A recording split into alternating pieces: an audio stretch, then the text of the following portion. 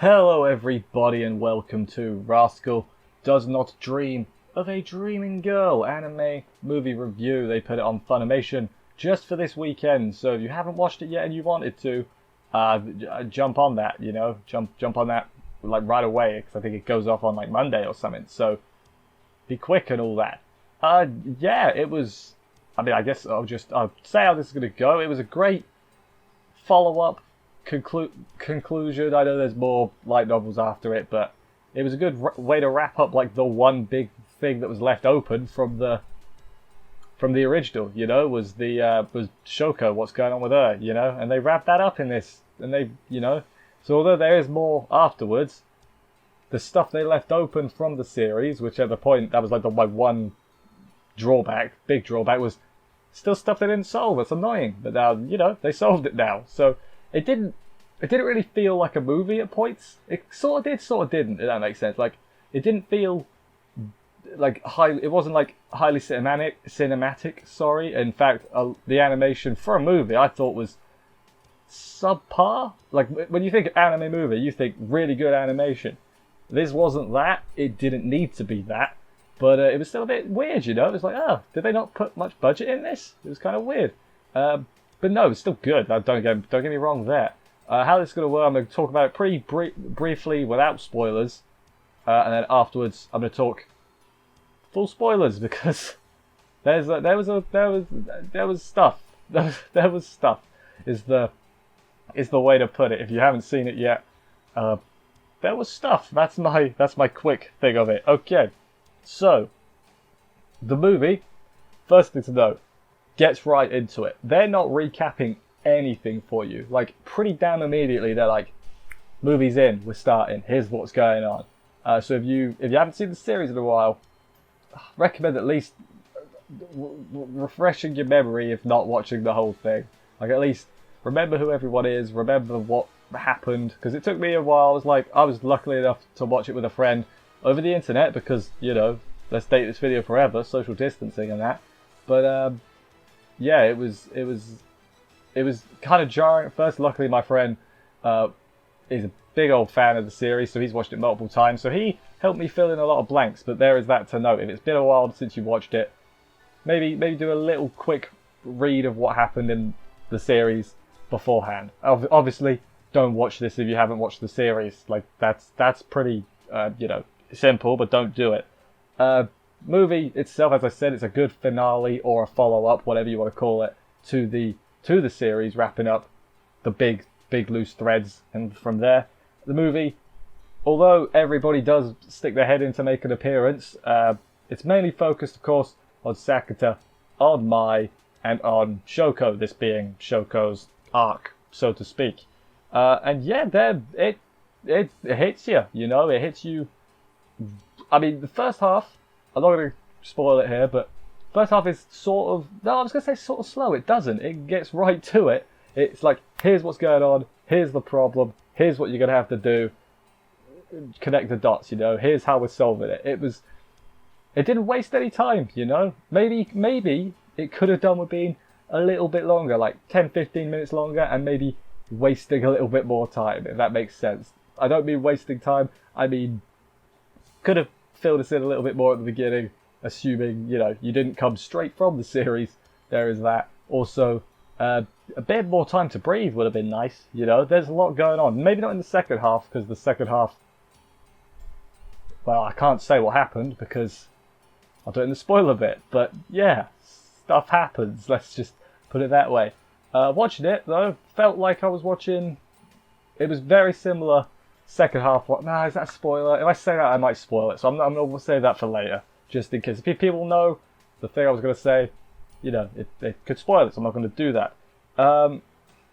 It's unpredictable. Like, I was genuinely, when I was watching it, I couldn't think of the one, here's the one way to get the perfect ending, I was like, how do they do it? How do they get to the ideal ending? Because I was hoping they'd get there, and whether they did or not is up to your own interpretation.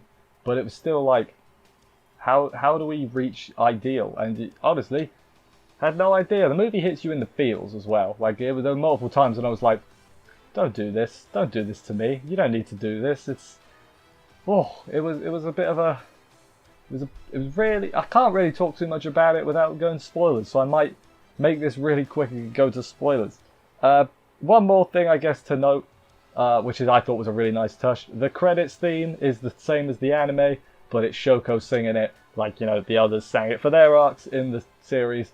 Here it's Shoko doing it, it was nice, you know. It was a good old, not callback, but it was a nice continuation of that.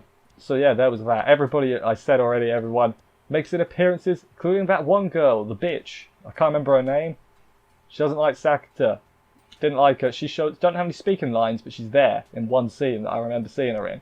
And I was just like, you know. She was there, you know.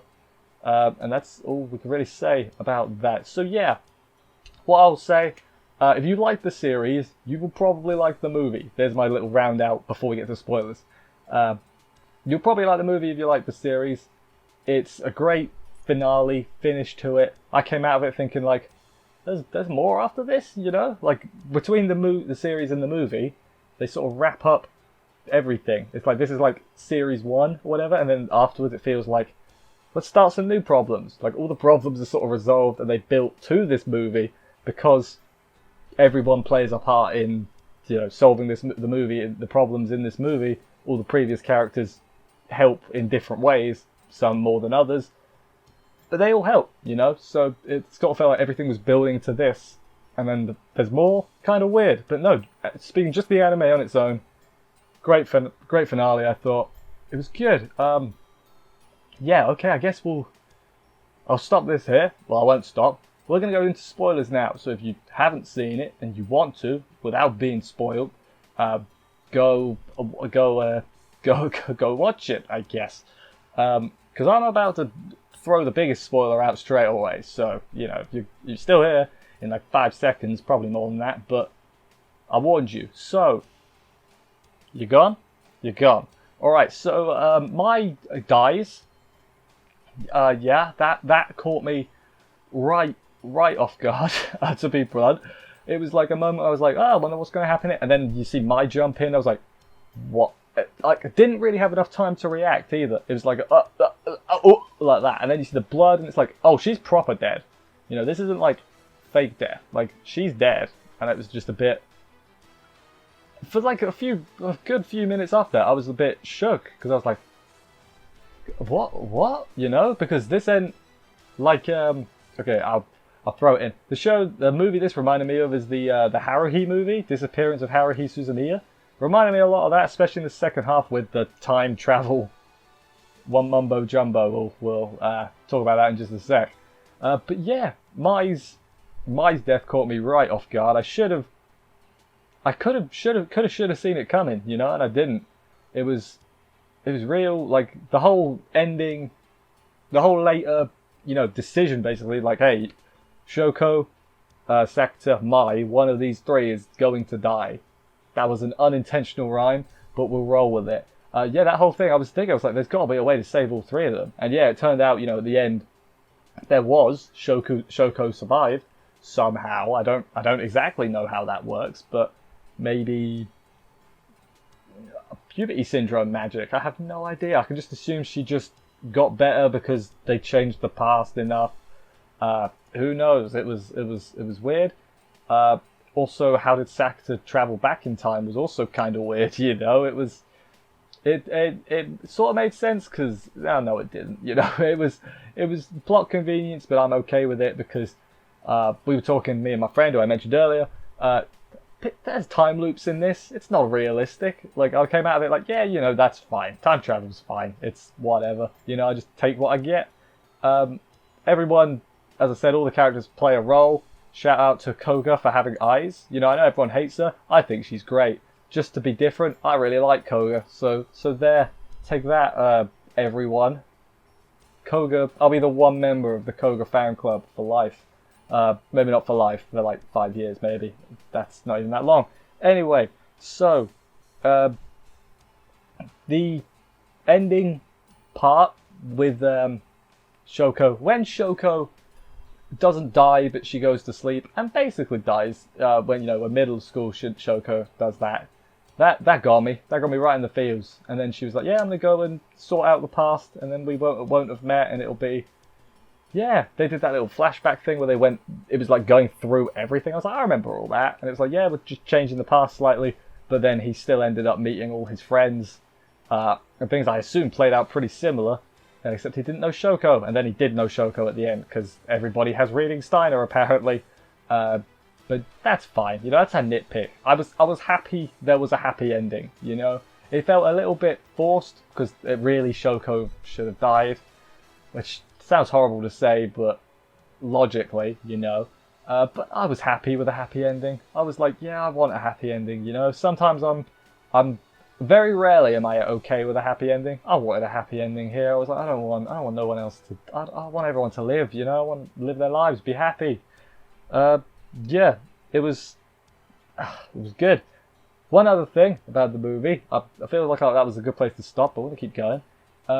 You gotta pay attention, because during this they talk about Shoko's puberty syndrome and the time travel, and they're explaining it. And there was parts where I was like only skim reading it. I was like, wait, what? What was going on there? I had to pay more attention to make sure I got it all. Essentially, I did get it all eventually. But if you're like doodling on a bit of paper while you watch or something, you might miss key bits.